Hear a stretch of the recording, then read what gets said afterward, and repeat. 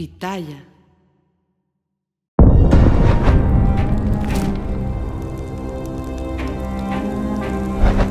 Los tres líderes de la secta de la Luz del Mundo, Eusebio, Samuel y Nazón Joaquín, para expandir su reino y riquezas, en diferentes etapas establecieron nexos con carteles de la droga de Colombia y México, como las FARC, el poderoso cártel de Medellín y actualmente el cártel Jalisco Nueva Generación. En la cuarta parte de la serie Los crímenes de la Luz del Mundo, sus nexos con Morena y el Narcosistema presenta el testimonio demoledor de un exmiembro de la Luz del Mundo, hijo de uno de los más importantes misioneros y pastores de la agrupación en Colombia. Revela por primera vez que en la década de los 80s y principios de los 90s, ministros mexicanos de la secta, por órdenes de Samuel Joaquín, coordinaban los traslados de decenas de feligreses colombianos a México cargados de libros de cánticos religiosos en los cuales traficaban cocaína. Llegó a ser tal la cercanía de los líderes de la Luz del Mundo con los narcos que el capo Humberto Angarita, alias Lucho, era quien le daba directamente la bienvenida a Samuel Joaquín cuando el autodenominado Dios en la Tierra llegaba a Antioquia, donde la secta creó una colonia llamada La Hermosa Providencia, igual que en Guadalajara. Y ya en los tiempos de Nazón Joaquín, la secta considerada por la Corte de Distrito Sur de Nueva York como empresa criminal, estableció relación con el cártel Jalisco Nueva Generación. Soy la periodista de investigación Anabel Hernández. Gracias por acompañarnos en este episodio 72 de Narcosistema. Les recuerdo que la manera más eficaz, más directa de poder apoyar este proyecto de periodismo independiente e incómodo es apoyándonos a través de Patreon para que el trabajo que estamos realizando crezca. Esta semana ha sido literalmente muy explosiva.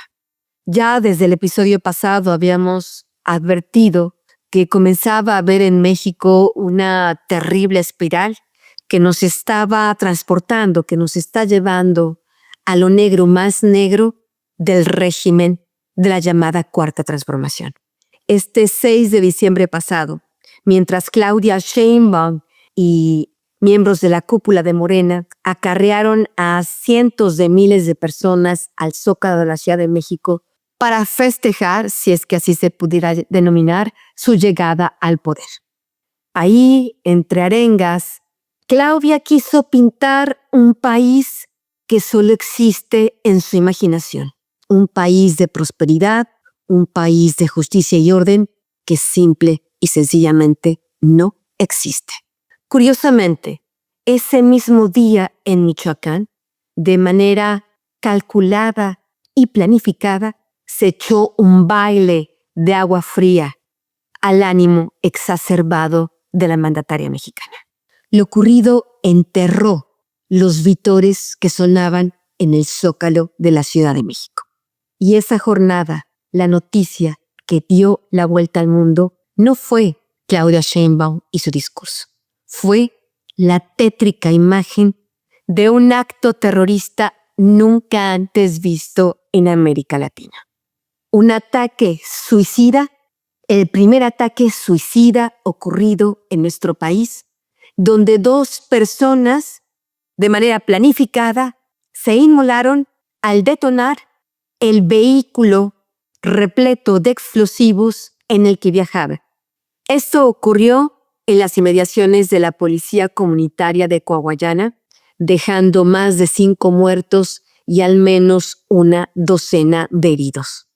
Estamos hablando de que en México, por primera vez, se hace una calca de las acciones extremistas de grupos terroristas como el yihadista.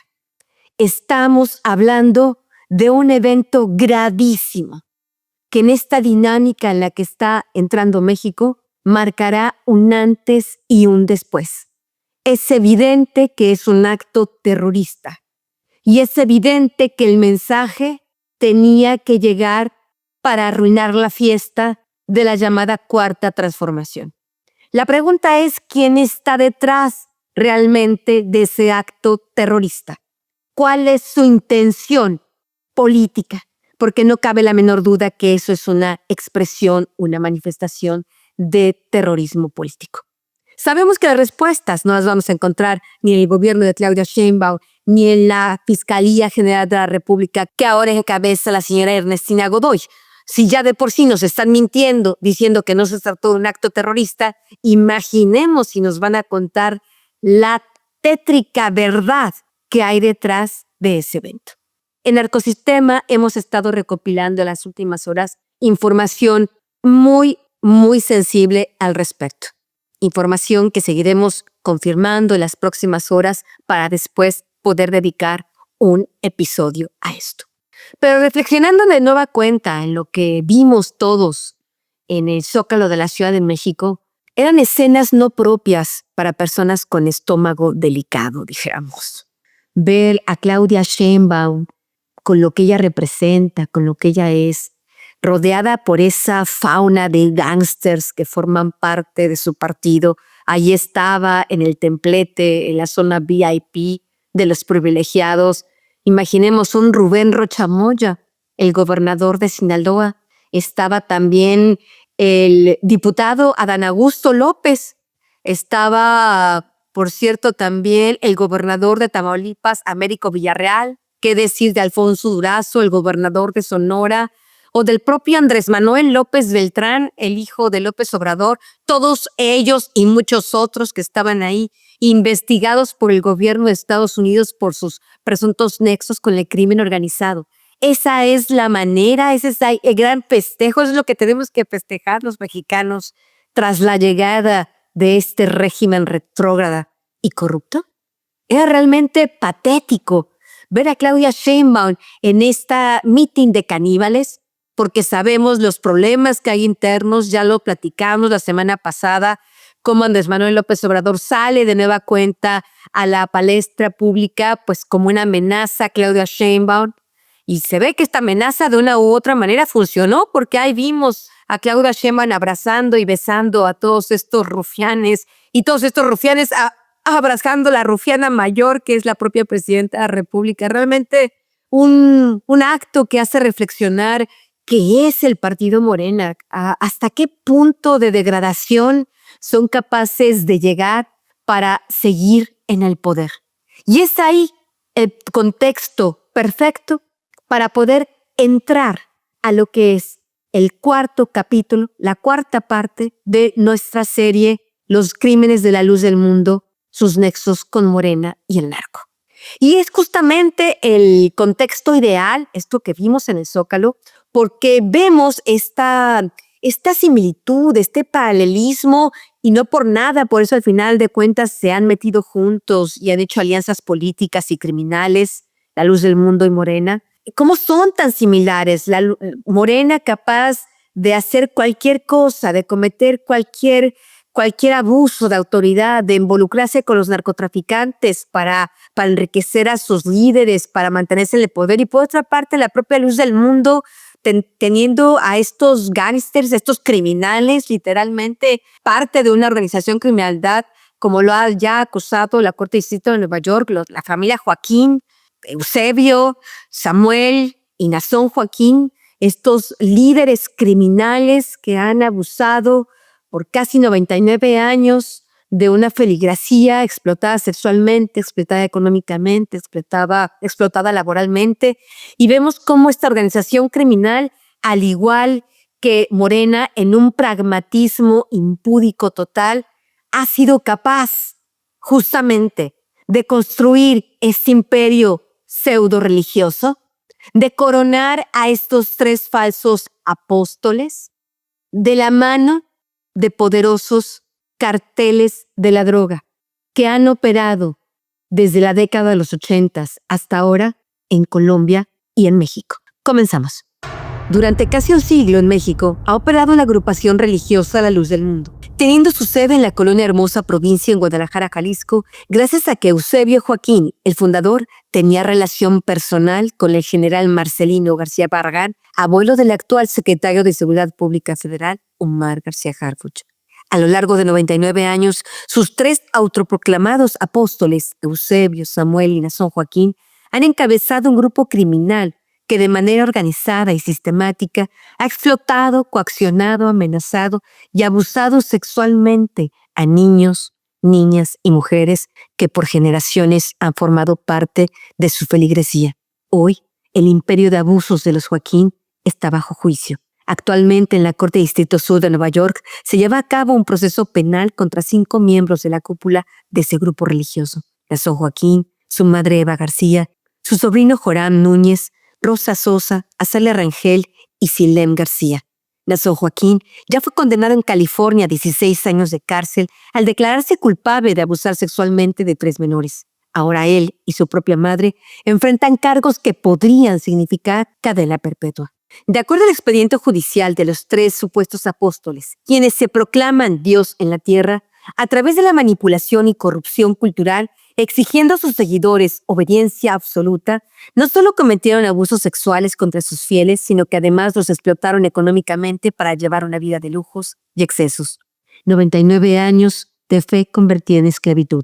99 años de opresión a los más vulnerables. Durante todo ese tiempo, líderes de la luz del mundo habían sido impunes en México, intocables, gracias a sus conexiones al más alto nivel con la clase política y militar.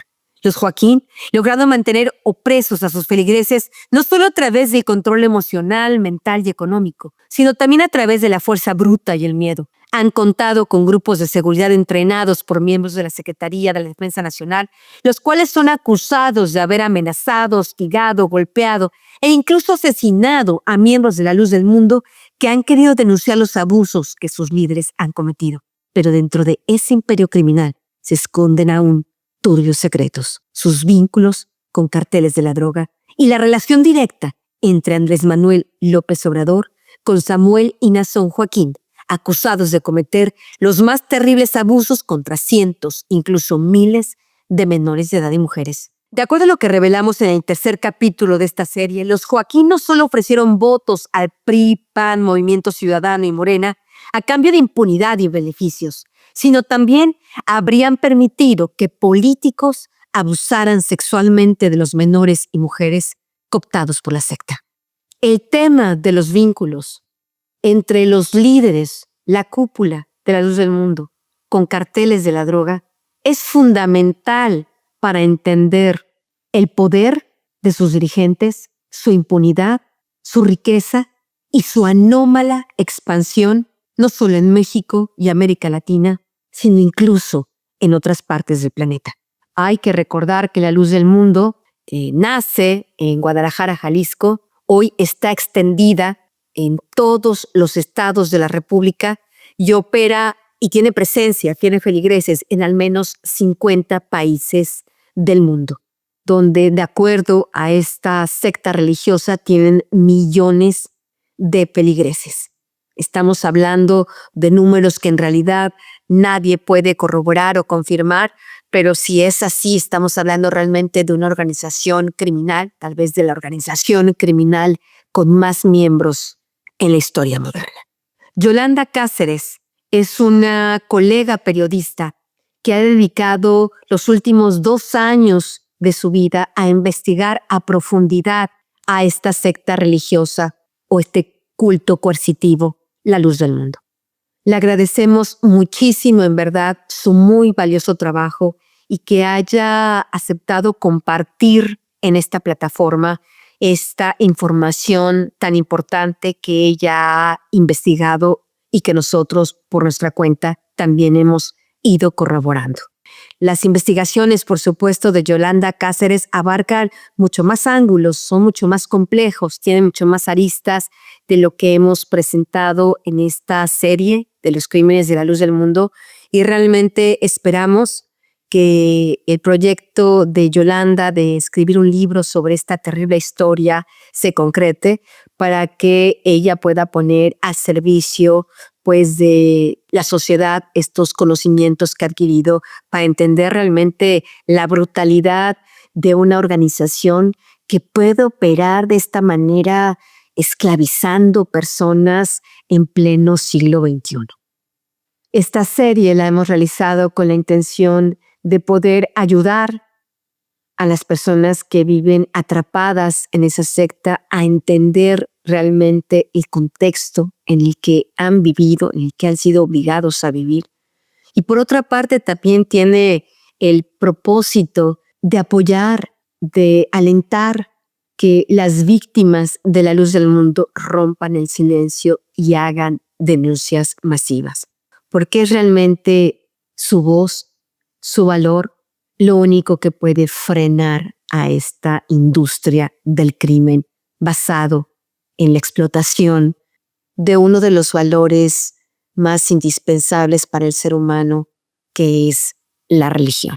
Al menos para una buena parte del planeta es de esta forma. Explotar la fe de las personas y usar esta explotación para cometer crímenes, incluso contra las mismas personas, me parece realmente una cosa brutal, deleznable, de la que tenemos que seguir poniendo el dedo en la llaga. Yolanda Cáceres pudo entrevistar a 3 fuentes de información muy importantes que fueron testigos directos de una serie de contactos entre la luz del mundo y carteles de la droga en Colombia. Es realmente gracias a estos testimonios que hemos podido reconstruir que las relaciones entre la familia Joaquín y carteles de la droga son relaciones muy, muy antiguas. Diría yo, son relaciones fundamentales, estructurales para la multiplicación de esta iglesia y para la acumulación de riquezas de estos perversos dirigentes. Todo comenzó en la década de los 80 en la zona rural de Antioquia, en Medellín, en la época del poderoso Cártel de Medellín, cuando eran los líderes Pablo Escobar Gaviria y el clan de los hermanos Ochoa. Yolanda, para poder entender la investigación que has hecho muy profunda sobre los nexos en diferentes tiempos de la luz del mundo con el crimen organizado, con el narcotráfico, habría que regresar a tu indagatoria realizada en Colombia. Y para poder hacer esto tendríamos que entender qué era Colombia para la luz del mundo. ¿Cuándo llegan ahí? Dijéramos, ¿cuándo llegan los primeros evangelizadores? ¿Cómo se comienza a conformar las primeras, dijéramos, comunidades o hermandades de la luz del mundo allá? Con Eusebio Joaquín ya estaba conquistada Colombia. ¿Y cómo se conquista? Mandando a una pareja de hermanos al país. Con Samuel Joaquín, la historia oficial dice que hubo una persona llamada...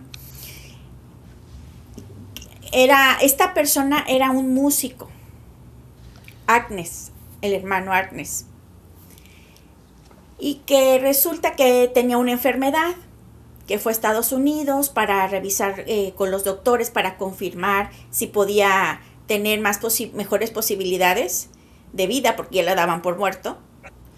Y el punto es que los doctores le confirmaron que él se iba a morir, que ya estaba desahuciado.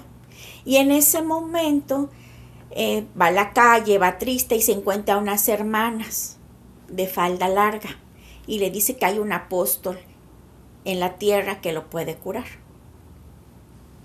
y que tiene que tener mucha fe. Y el punto es que el hombre aparentemente de la nada se sanó y fue a evangelizar a Colombia. En pocas palabras, ese es el relato de la historia oficial de cómo llegan a Colombia. Después ellos van y mandan ministros y se instalan en el área rural de Antioquia y empiezan a buscar hacendados, porque a Samuel lo que le interesa, bueno, los líderes, primero es el dinero.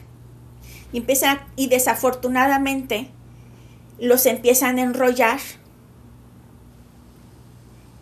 y es cuando se convierten a la luz del mundo. En ese momento era el boom de las películas de Vicente Fernández, de la música ranchera, entonces había como ese feeling con la cultura mexicana. Y las personas de campo son muy vulnerables, digamos que tienen mucha confianza, no tienen tanta malicia o no están más despiertos, mejor dicho, que las personas de ciudad.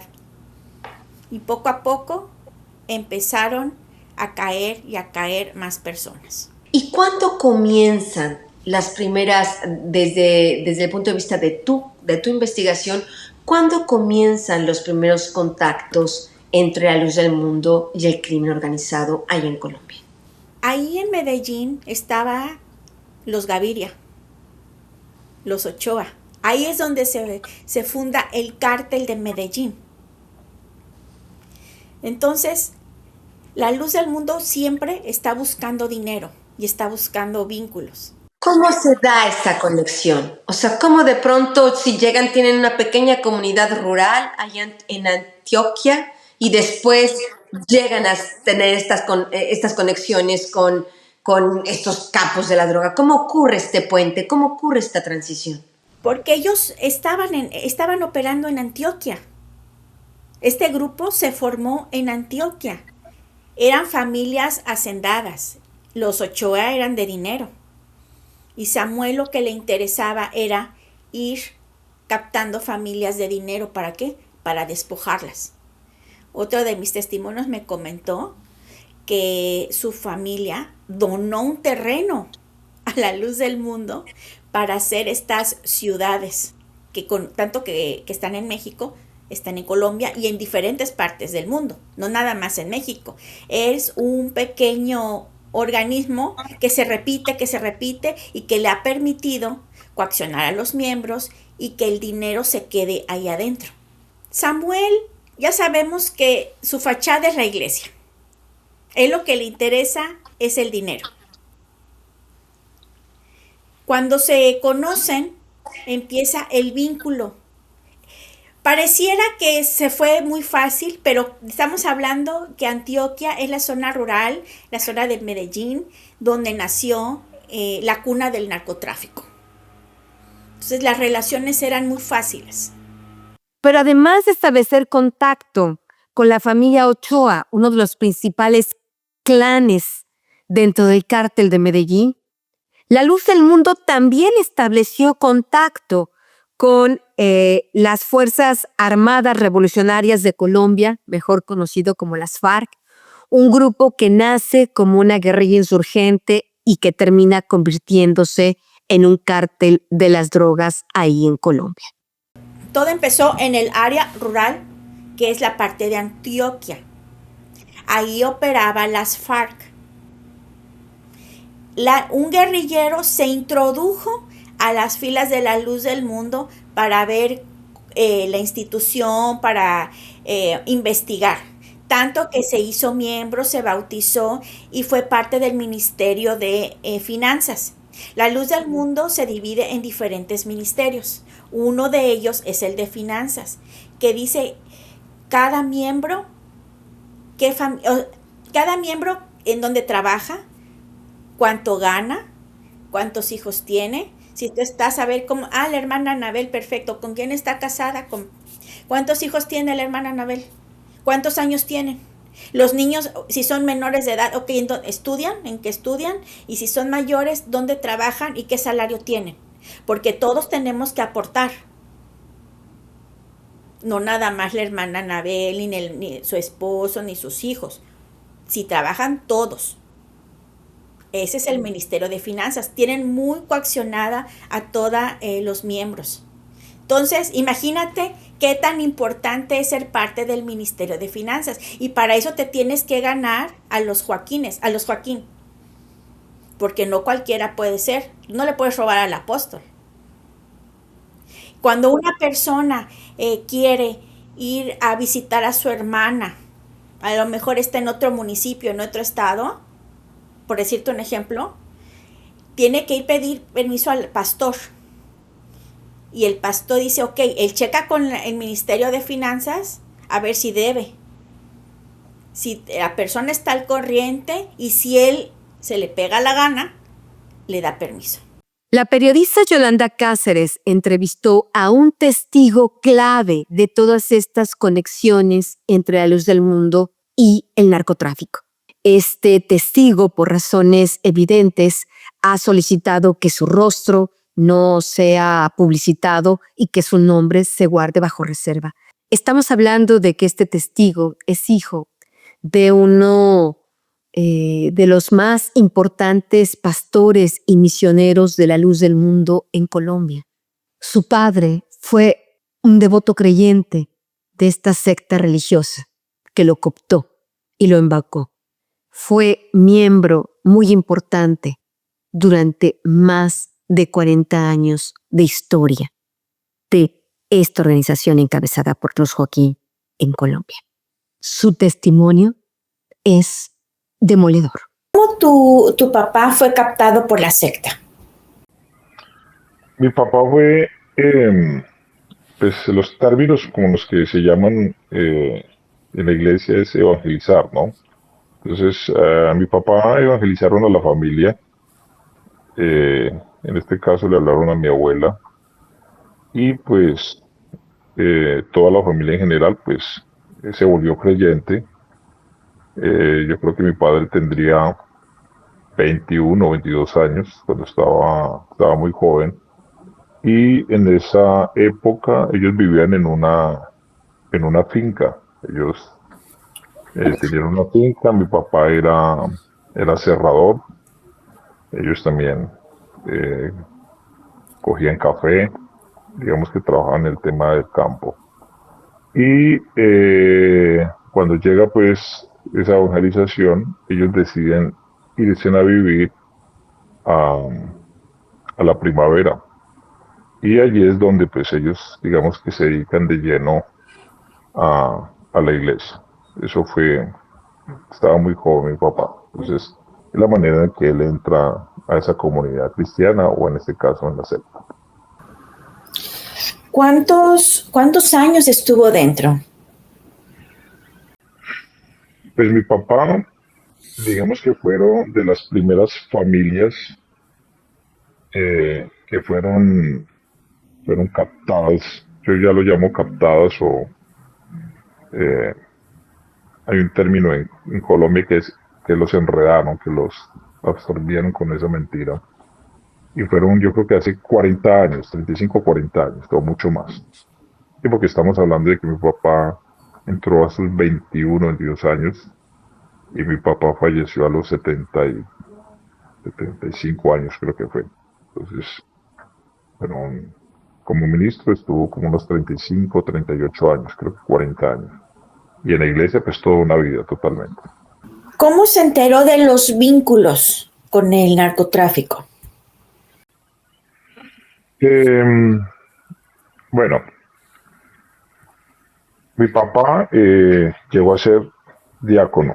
No fue pastor, sino diácono en Colombia. Entonces, pues tenía mucha influencia en general en todo lo que tiene que ver con la iglesia y fue una persona muy querida porque evangelizó a muchas personas en esa época. Yo creo que más de 1.500. Él habló que bautizó y evangelizó a muchas personas. Entonces, pues, como diácono o como ministro, ellos siempre tenían que ver con toda la organización y en este caso, pues, para viajar a México y para todo lo que tenía que ver con la Santa Cena. ¿Cómo se entera él del tema? Él dice que él vio, em, la verdad no le pregunté si en Medellín o en Bogotá, cómo guardaban y cómo algunas personas llevaban en los himnarios la droga para México. De esa manera él vio eso, pero él se quedó callado. Si esa es la pregunta, esa fue la manera en que él vio. Ahora, tienes que hacer otra pregunta para realmente, en contexto, cómo se dieron las cosas y por qué la iglesia o en esa época que era Juan Mancilla hicieron eso. O sea, cómo ellos lograron llevar la droga. El padre de Anthony era en realidad muy querido entre los feligreses y no peligreses de la luz del mundo. Era un hombre respetado, era un hombre verdaderamente religioso, era un hombre que era un asiduo estudioso de la Biblia y se le atribuye haber ganado para la luz del mundo al menos más de 1,000 almas. Juan Mancilla, el ministro mexicano al que se refirió el testigo, Era un hombre que venía directamente de la matriz de la Luz del Mundo de Guadalajara. Era un enviado personal de Samuel Joaquín para estar encabezando, para estar monitoreando, para estar supervisando las operaciones de tráfico de cocaína. Juan Mancilla, un pastor mexicano, también fue una persona que explotó a la feligresía, parte del cónclave de Samuel, y fue que le abrió las puertas de la Luz del Mundo a Medellín con los Ochoa y Luis Escobar. También adquirió terrenos para la construcción de la hermosa provincia en Bello y mover los dineros, así como abrir la obra en la isla de Cuba. Él me explicó y me dijo, me decía, hijo, no te la creas que la iglesia todo es bonito. Hay muchas cosas que se hicieron mal. Y él me lo decía. En el tiempo en la que se iba a comprar la hermosa provincia en Medellín, estamos hablando creo que de los 80, 90, la verdad no tengo memoria de qué fecha es, pero a esa época, México pedía visa para viajar a colombianos para viajar a México, tenían que solicitar una visa. ¿Qué sucede? La iglesia siempre tuvo privilegios a la hora de ir a solicitar visas para pasar a México y para ir a la Santa Cena. Entonces, obviamente las personas que manejaban aquí la iglesia en Colombia siempre eran mexicanos. Llegaba Juan Mancilla, no me acuerdo que otros ministros. Oreste Sánchez. Pero Oreste es de muy reciente. Oreste no. Creo que no me acuerdo. La verdad no tengo mucha memoria de todos los ministros que en su época estaban. Pero específicamente con el tema de la droga, Juan Mancilla. Juan Mancilla a esa época era la persona que hizo todo eso. ¿Ok? El tema es el siguiente. Al ellos tener acceso a las visas mexicanas, tanto para Juan Mancilla, y pues no sé cuántos mexicanos estaban en la época, y ministros colombianos que se prestaron, en este caso, para hacer eso, pues tenían acceso a la visa y poder viajar a México. Entonces, de esa manera, ellos lograron acceder, uno, pues, a poder viajar a México, y dos, la manera en que ellos lo hicieron fue en unos signarios que a la época eran unos signarios gordos, grandes, ¿sí? No de papel mantequilla, sino un papel grueso. Entonces, en esas Biblias, en esos signarios y en esas Biblias, lograron transportar droga a México.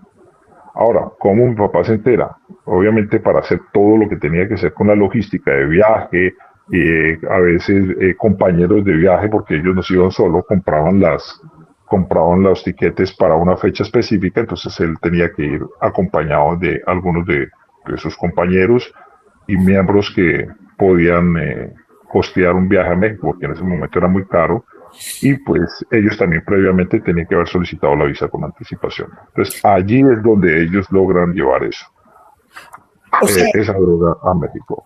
¿En algún momento obligaron a tu papá a participar? Pues mira, el método de los ministros es básicamente, ellos casi que están obligados a todos. ¿Sí me entiendes? A ellos les dicen, les ordenan, o sea, el ministerio en la iglesia o en esa comunidad es como el ejército. A ellos les dicen qué tienen que hacer, qué tienen que decir.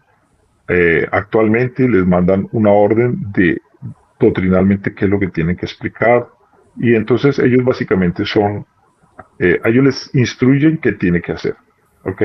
Entonces básicamente si a ellos le dicen, mira, vas a hacer esto, vas a hacer aquello, pues ellos lo hacen, porque es así funciona eso, es como un tema militar, ¿me entiendes? Y tiene que hacerlo, y si no lo hacen, pues pues la pasa muy mal, en general la pasa muy mal. Entonces eso funciona así. Ahora, con respecto a mi padre, él nunca perteneció a todo ese círculo, ¿me entiendes? Él vio cómo llevaron, más de regreso, porque usted sabe que ese dinero que se llevó o esa droga que que en esa época pasaron, los recursos económicos lo utilizaron para comprar o por lo menos para pagar cierta parte de lo que fue la compra del lote de la hermosa provincia en Bello en Medellín. Eso mi papá lo supo. ¿Por qué? Porque de regreso a él sí le pidieron que trajera una maleta con dólares. Entonces él trajo una maleta con dólares y fue una gran cantidad. Él me dijo eso, mija, mijo, cuando se compró el terreno, nosotros trajimos mucha plata y a muchos ministros nos ordenaron traer esas maletas. Ahora, estamos hablando de los 80. En ese momento no tenían tanto control, tanto para entrar la droga y para sacar dinero. O sea, eso era una locura en esa época. ¿Entiendes? La fórmula para llevar, ya te imaginas que tenían que inventarse lo que se les ocurriera. Y claro, parte de eso, siempre muchas personas llevaban café y pues él no me habló de que la llevaran en las bolsas de café. O sea, si estamos hablando de la conversación que tuve con mi padre, él lo que me dice es que la llevaron en los ignarios, sí, en los ignarios. Estamos hablando de un país productor de drogas y estamos en un país donde reciben toda la droga y la distribuyen. Estamos hablando de una época donde viajar a México había muchas restricciones y se necesitaba visa. Y estamos hablando de una iglesia mexicana con acceso a solicitudes de visas. Entonces era perfecto, ¿me entiendes? Ahora, no todos los ministros obviamente participaban de eso porque eso es un tema muy cerrado, ¿me entiendes? Muy cerrado y hubieron ministros que aún hoy, a esta época, todavía son ministros y son gente que tiene mucho dinero, mucho dinero. Mi papá, básicamente, por esa situación y por presentar una queja directamente con Juan Mancilla, hablando sobre ese tema, a mi papá lo rezagaron. Mi papá hizo la queja, presentó la queja con Juan Mancilla y a mi papá, como no participó, digamos que él no aceptaba que eso estaba bien, a mi papá lo rezagaron a todas las iglesias más pequeñas, más las retiradas, y él quería presentar esa queja en México, o sea, hablar del tema. ¿Y qué hizo mi papá? ¿Qué hicieron ellos? Le prohibieron casi 2 o 3 años para viajar a México, no le permitían viajar. Después de eso, mi viejo, ¿qué hizo? Trató más bien de disimular ese tema y ya, él dejó ese tema así, lo dejó así y él vive amargado por eso. Él se amargaba porque decía que eso no era correcto, lo que se había hecho y esas injusticias que se habían hecho. Entonces, en general, mi papá no perteneció como a ese círculo, ¿comprendes?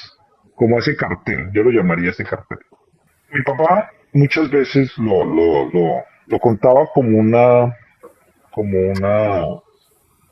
o sea, como supuestamente tenía la capacidad de Dios de cambiar a las personas y en general, y tomaba como ejemplo a una persona que era un jefe de un cartel, alguien muy importante, y hizo eso básicamente. Creo que le pagó a una persona muy parecida a él, lo vistió igual que él, le puso todas sus joyas, hasta sus anillos, creo que él hablaba de esa manera, y esa persona, pues, como le pagaron mucho dinero, pues se prestó para tomar la identidad y pues esa persona ya muerta, pues lo identificaron como el jefe de ese cartel. Entonces, este señor toma otra identidad y lo que muchos han hecho ahora, ¿no? Mucha gente se hace cirugías y en general desaparecen pues de la justicia. Entonces, este señor hizo eso y él decía que mira, que esta persona se dedicó a las cosas de Dios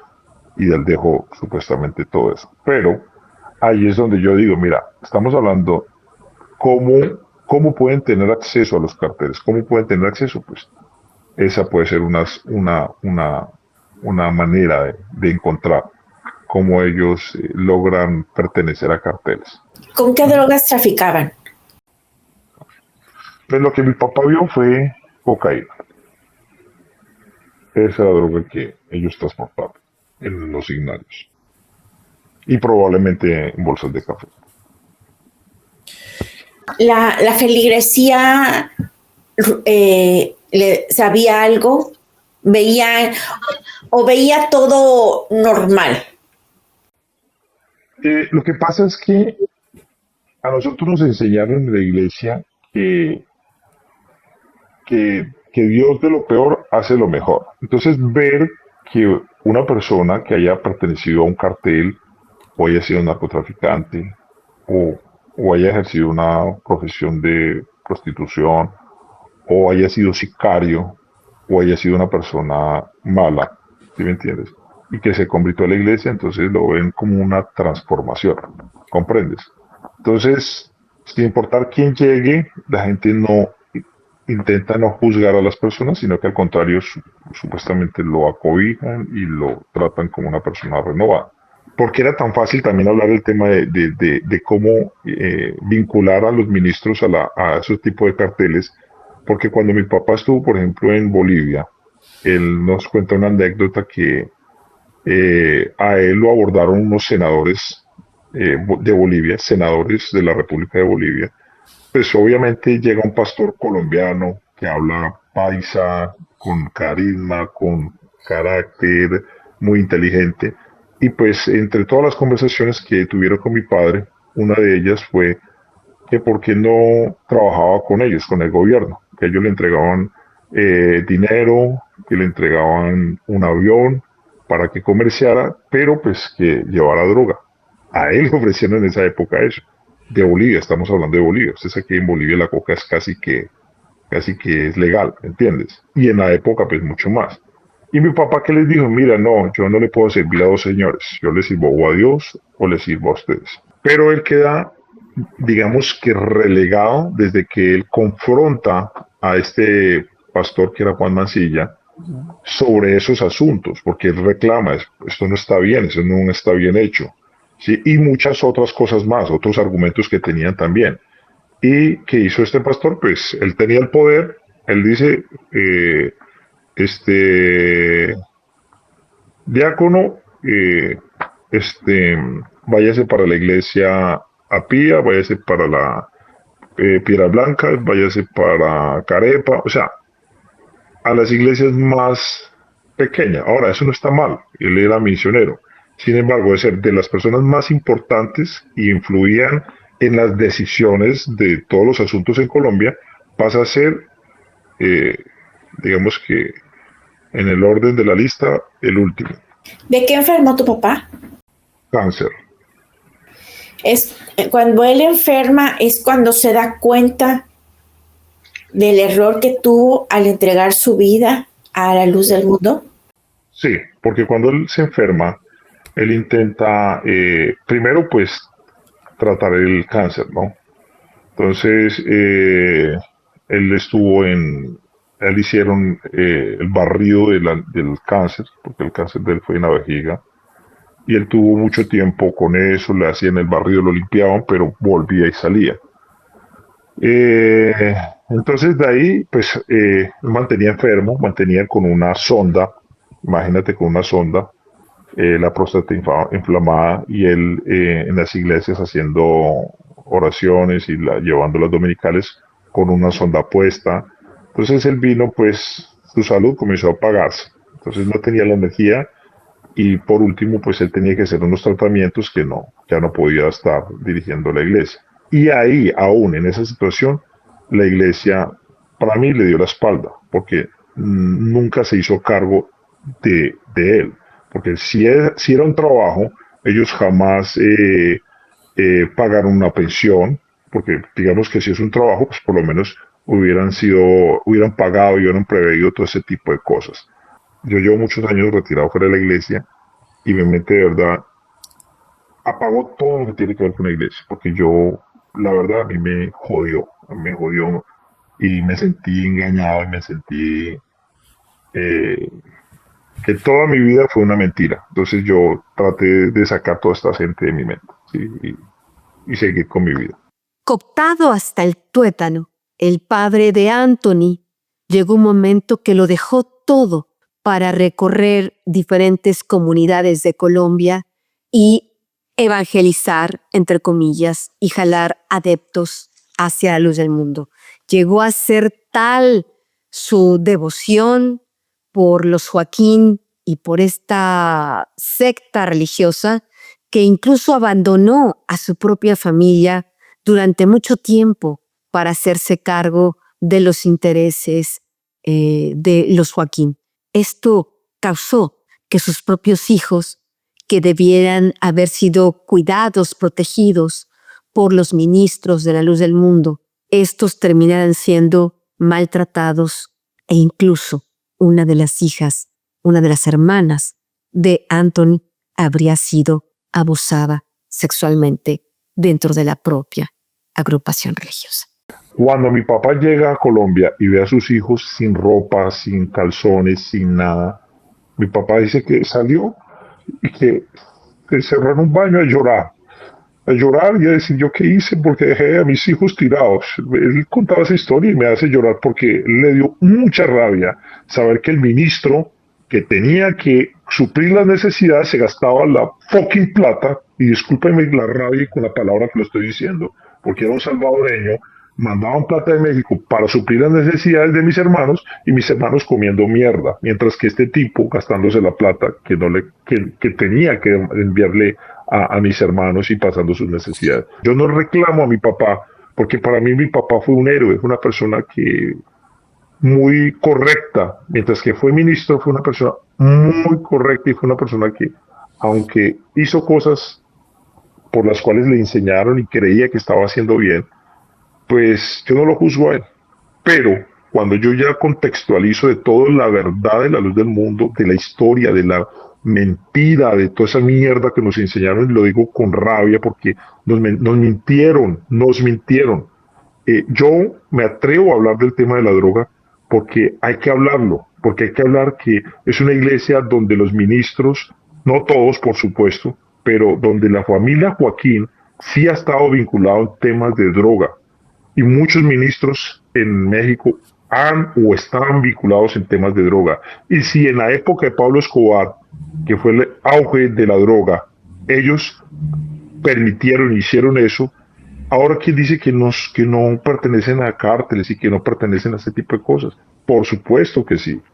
Yo puedo confirmar lo que mi papá vio y no fue una charla de un día. Muchas veces lo dijimos. Cuando él me confirma todo este tipo de asuntos, cuando él está ya fuera del ministerio, enfermo, viejo, rezagado, viviendo en una casa prestada porque ni siquiera es de él, y él me dice, mijo, yo le quiero confesar esto. Entonces dijo, papá, ¿cómo así? Y sí, mijo, eso es así, esto es así.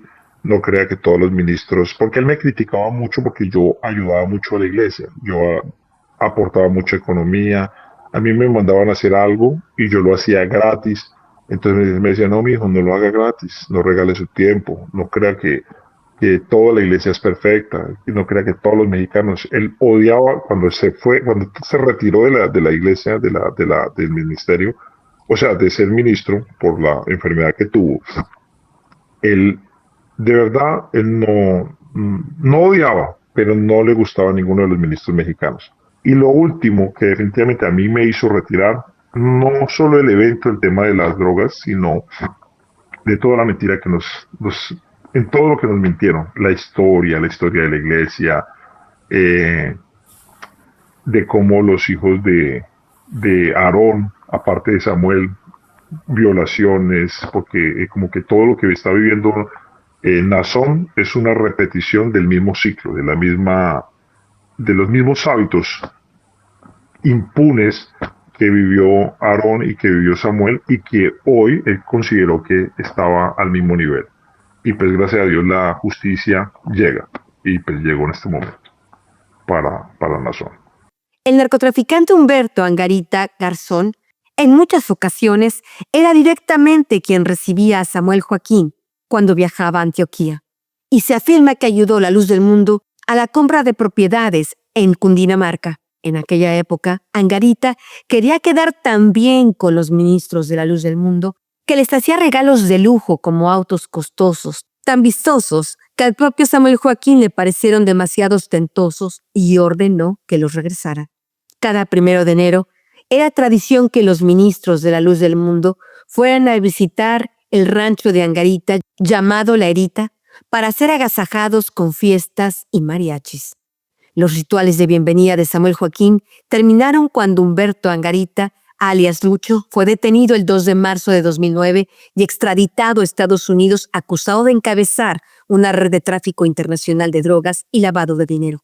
Omar Angarita, hermano del narcotraficante, se afirma ayudaba a lavar dinero a la luz del mundo. Es esposo de Nubia Acevedo, cuyo hermano era un pastor muy relevante para la secta en Colombia. Las relaciones del narco, los nexos del narco entre la cúpula de la luz del mundo también se extendieron hasta México. De acuerdo a la investigación de nuestra colega Yolanda Cáceres, en diferentes momentos, en diferentes etapas en la historia de la luz del mundo, diferentes narcotraficantes, incluso de diferentes organizaciones criminales, han llegado a esconderse a la colonia La Hermosa Provincia, donde está la matriz de la luz del mundo y donde han vivido por generaciones la familia Joaquín. Uno de esos narcos oculto en La Hermosa Provincia fue un importante lugarteniente del cártel de Sinaloa. Incluso había uno que le decían el hermano narco. Él vivía en la calle de Arquímedes con Agrónomo. ¿En dónde? ¿En la Hermosa Provincia o en...? Sí, en la Hermosa Provincia, ahí en Guadalajara. El hermano narco operaba en Los Ángeles, California, que es donde conoció a Samuel Joaquín Flores. Ella trabajaba para Ignacio Coronel, que como tú lo sabes es el número 3 del cártel de Sinaloa. Este hermano narco, ¿de qué época estaríamos hablando? ¿O estamos hablando de que aún se supone vive todavía ahí en la Hermosa Provincia? No, el hermano narco ya murió. Quedan vestigios de esa casa que está en las calles de Arquímedes y Agrónomo, porque esa casa abarcaba por lo menos una cuadra. Ahora son negocios y todo es propiedad de la familia Joaquín. Otro narco escondido usa el nombre de un personaje de la Revolución. Le apodaban el Mina. Él es oriundo de Badiraguato. Él vive y según ya negó el negocio, pero no era cierto, porque él tenía una vida demasiado ostentosa. Incluso le daba a Samuel lujosos regalos. ¿El de Badiraguato sigue viviendo ahí en la Hermosa Provincia? Sí. Hay otro que es de Apatzingán. Tiene un negocio como fachada. Vive en la Hermosa Provincia. Hay otros en Mexicali y en Tepic. Bueno, en general en todas las colonias luz del mundo. A cambio de que Samuel Joaquín y su hijo Nazón permitieran a estos narcotraficantes refugiarse y operar desde dentro de la Hermosa Provincia, estos criminales no solo pagaban el diezmo como cualquier otro feligrés de la secta, sino que además hacían costosísimos regalos a la familia Joaquín.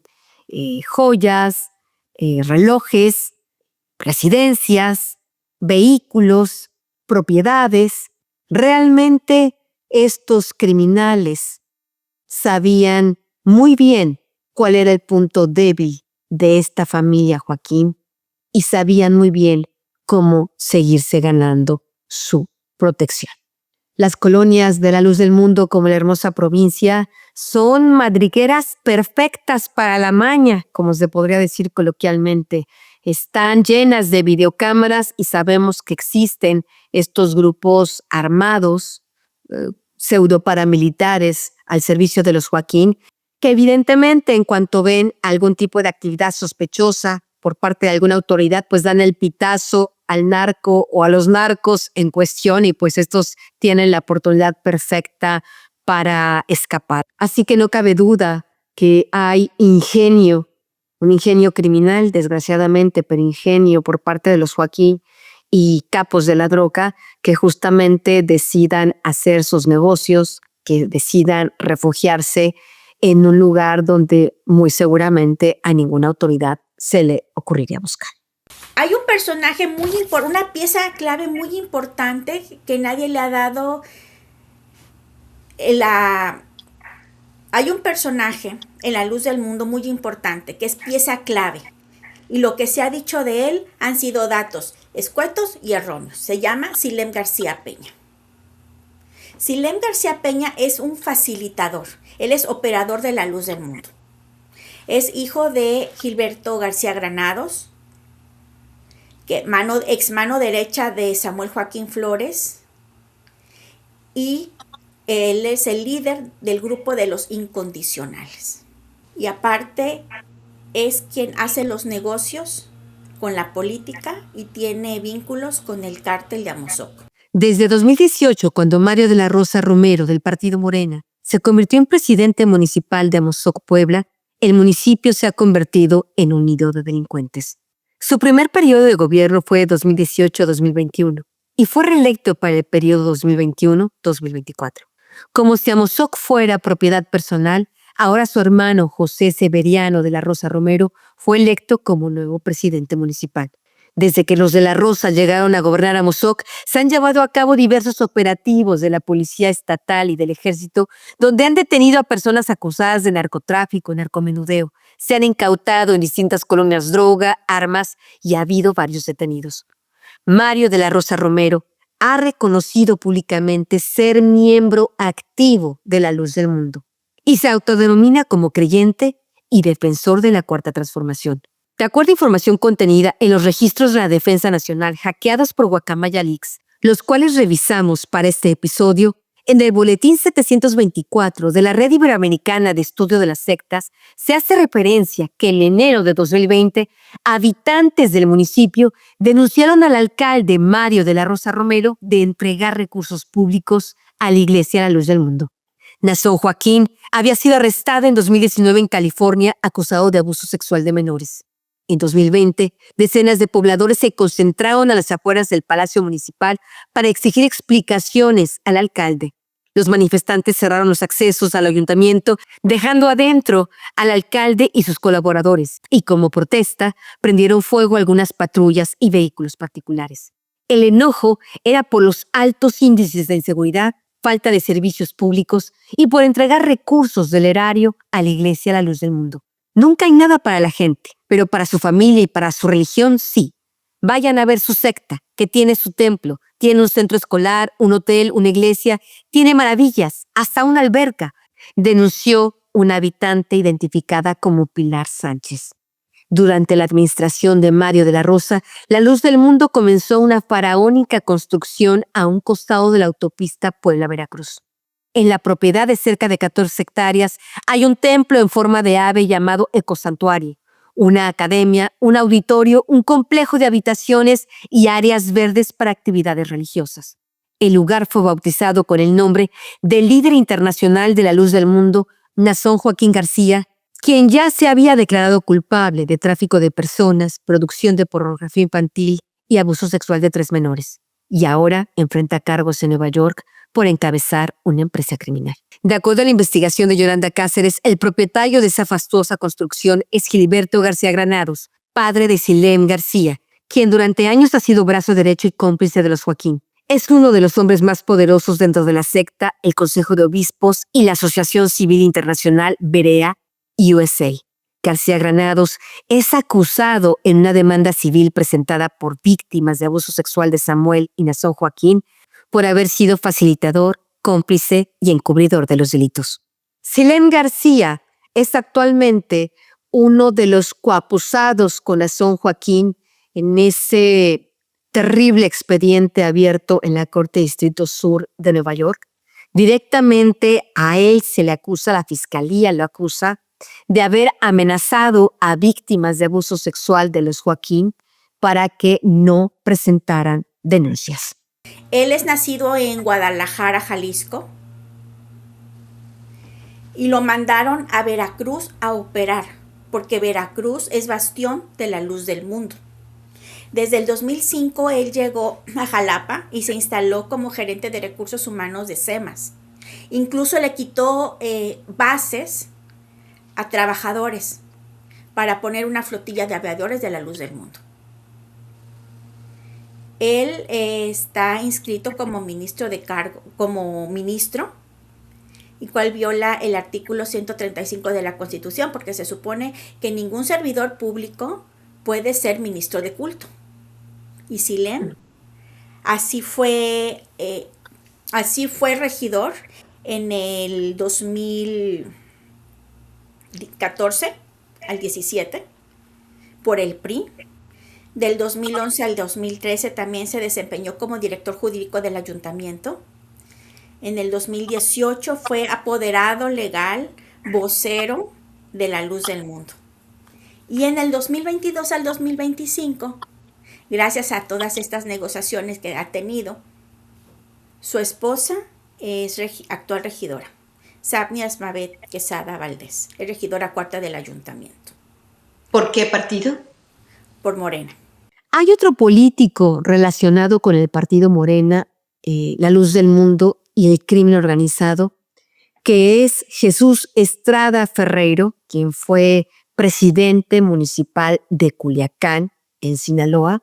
Fue electo en 2018, para el periodo 2018 y 2021, y después fue reelecto en el 2021. Y habrá que decir que justamente durante el periodo de gobierno de Estrada Ferreiro fue cuando ocurrió el boom de los chapitos, cuando eran los chapitos los que eran los reyes, amos y señores de Culiacán, cuando ellos patrullaban, sus grupos armados patrullaban al lado de la propia policía municipal, cuando convirtieron a Culiacán en un narcolaboratorio de fentanilo. Bueno, pues era justamente este alcalde de La Luz del Mundo que declaradamente es confeso, él mismo ha declarado que es siervo, que es integrante de esta secta religiosa acusada hoy de ser una empresa criminal. Y pues justamente cuando Nazón Joaquín fue detenido en 2019, uno de sus principales y más férreos defensores fue justamente este morenista Jesús Estrada Ferreiro, quien después finalmente ya ni siquiera terminó su mandato. Para el que fue reelecto tuvo que renunciar porque hubo una disputa muy intensa con el gobernador también morenista Rubén Rocha Moya, y no era una disputa pues para que dejara de proteger a los chapitos, sino era una disputa porque Rocha Moya quería el monopolio de esa jugosa relación criminal. Otro morenista que ha tenido conexiones con el crimen organizado es el actual senador Emanuel Reyes Carmona. Fue secretario particular del alcalde Hugo Estefanía Monroy del municipio de Cortázar en Guanajuato, cuando el presidente municipal tenía relación con el cártel Santa Rosa de Lima, que tiene presencia en ese estado y Querétaro. Estefanía Monroy fue electo alcalde en 2015 bajo las siglas del PRD. Existen audios que fueron filtrados a la prensa hace ya algunos años de un diálogo abierto, cordial, entre Hugo Estefanía Monroy con Noé Israel Lara Bellman, alias El Puma, brazo derecho de José Antonio Yepes, conocido como El Marro, del cártel de Santa Rosa de Lima. De acuerdo a reportes de inteligencia elaborados por la Defensa Nacional en poder del narcosistema, el cártel Santa Rosa de Lima fue fundado en 2014 por El Marro, quien antes había sido parte del cártel Jalisco Nueva Generación. A partir de esa fractura en 2017, los dos grupos criminales entraron en confrontación. Para 2020, El Marro tenía presencia hegemónica en 25 municipios de Guanajuato y disputaba con el cártel Jalisco otras 19 alcaldías. La principal actividad delincuencial del cártel de Santa Rosa de Lima es el robo de hidrocarburos, secuestro, asalto, comercialización de drogas y el robo a transportistas. Se le considera una organización sumamente violenta a la que se le ha atribuido ataques en contra de autoridades de los 3 órdenes de gobierno y el uso de drones para arrojar explosivos. De acuerdo a los documentos oficiales del Gobierno de México, el cártel del Marro en 2020 contaba con un grupo político conformado por presidentes municipales y síndicos de las alcaldías donde el grupo delictivo tiene presencia. Los políticos colaboran con la organización mediante la asignación de puestos dentro de la estructura de gobierno, asignación de obras públicas y recursos económicos, así como protección a los integrantes de la organización. Así de cercana, así de estrecha, era la relación del jefe del senador morenista, Emanuel Reyes Carmona, con el narcotraficante Noel Israel Lara Belmar. Patrón. Bien, bien, contado, qué milagro, cabrón, te olvidas acá de los amigos. No, yo andaba en pura putita, ya ves cómo hemos andado de famosos últimamente. Sí, yo creo que los traen en chinga ahí. Pero ¿cómo está todo bien? No, pues está todo bien, o sea, yo pienso que parte cocina de humo y parte realidad, ¿no? Ajá. Porque por las pinches lonas esas no las pusimos nosotros. Son aquellos culeros, ¿verdad? Y la quemadera de carros, pues aquí en el rancho, en la zona, Ajá. unos morros y se les ocurrió quemar unos carros. Ajá. Pero la mayoría de carros en las carreteras no los quemó la gente, güey. ¿Ah, no? ¿Quién los quemó? No, los quemó la Marina, la Federal. ¿Estos unos cabrones? Sí, Ajá. ya. Ese es el pedo que traemos nosotros y estamos viendo entonces estos putos, estamos diciendo entonces estos güeyes, lo que cabe en mi opinión, digo, bueno, entonces estos putos andan haciendo una cortina de humo para tapar otras cosas, ¿o qué pedo? Sí, pues es como lo manejan esos cabrones. Entonces es lo que estamos viendo. Según mi compadre, a mí me dijo que iba a hacer una entrevista con Denise Merker. Creo que ellos tenían ya fecha para sentarse a platicar con él. Ajá. Entonces le dije, yo no hay de qué preocuparme. Ya, él va a platicar allí cómo está el pedo. Y pues, Ajá. ahí él trae su agenda ya seguro. O sea, cuando vamos a echar una platicadilla de lo que traías, Sí. hay un chingo de cosas, cabrón. Mira, yo el otro día platiqué con Juan Lara, antes de que entrara, güey, unos 8 días antes de que entrara, para asesorarlo y decirle, pues, cómo estaban las cosas. Hay un chingo de lana, güey, que se puede recuperar aparte de obra. Están los otsos, donde se tiene que manejar ahí una feria. Yo estoy seguro que no los están ni cobrando, güey. Hay un chingo de business que se pueden hacer, pues, para que tú allí lo manejes, güey. Yo les dije que les hacía el paro, pero ya después ya ni me hablaron ni me contestaban. Yo dije, pues, ¿para qué Pues tú dime a mí qué hago, güey. Yo te digo cómo manejas, porque hay un chingo de recursos que se tienen que bajar, güey, sin pedos, limpiecitos, güey, sin broncas. Del fondo 1, del fondo 2, yo traigo cuánto le va a llegar, cuánto le llegó, cómo hacerle. Viene un fondo para lo del huachicol que traen ahorita, güey. Viene un fondo que viene para compra de armamento. Ahí está un businessote, güey. Pero, pues yo te lo platico a ti de cuates, güey. Y tú, pues, para que tú lo veas y que tú lo manejes, güey. No, pues tú dime a mí, yo manejo 2, 3 cosas, ahí tomo yo. Ahí soy el que dice cómo está el pedo. Y yo más que todo quiero financiamiento, pues. Ajá. Tener yo estoy juntando una lana, como pues ya le dije aquí. Yo sé cuánto se maneja en obra aquí anual. Así es. Entonces, ¿cuánto me toca anual a mí de toda esa lana sin meter mi verga? Así es. Aparte de eso, yo te diría cómo recuperar otra lana del Fondo 1. ¿Qué es el Fondo 1? Son participaciones federales, güey.